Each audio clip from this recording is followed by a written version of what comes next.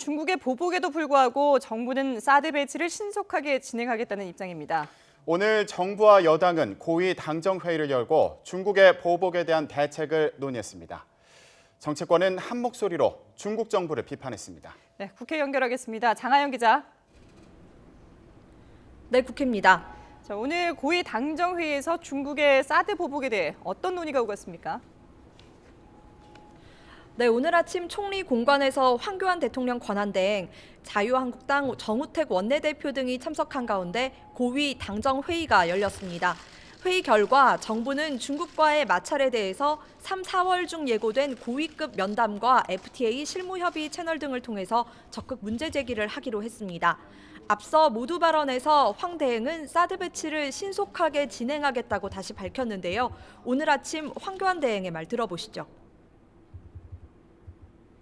다만 사드 배치가 본격화되면서 중국 측의 반발이 더욱 거세질 것으로 예상이 되기 때문에 중국 측의 조치를 계속 모니터링하면서 중국과의 소통을 더욱 강화하고 필요한 대책을 적시에 마련해 나가도록 하겠습니다.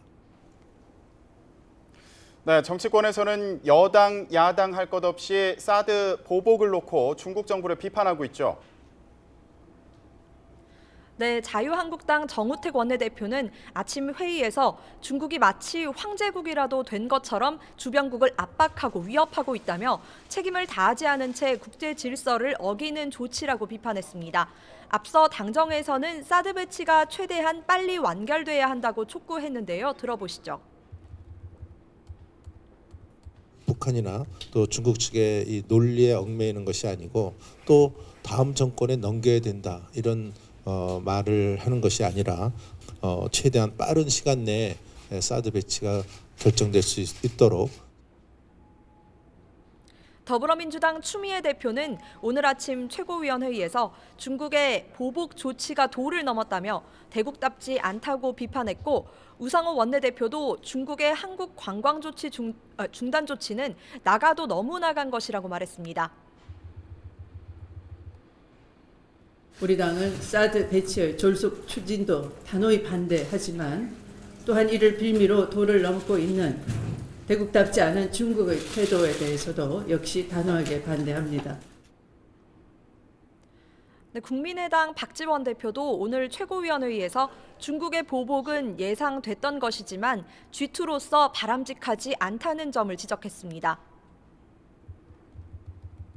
지나친 경제 보복은 G2 국가로서 바람직하지 않다는 것을 지적하면서 정부의 적극적인 대처를 촉구합니다. 바른정당 정병국 대표는 중국에 대해 치졸한 보복이라고 지적하면서 동시에 민주당과 문재인 전 대표를 비판했습니다.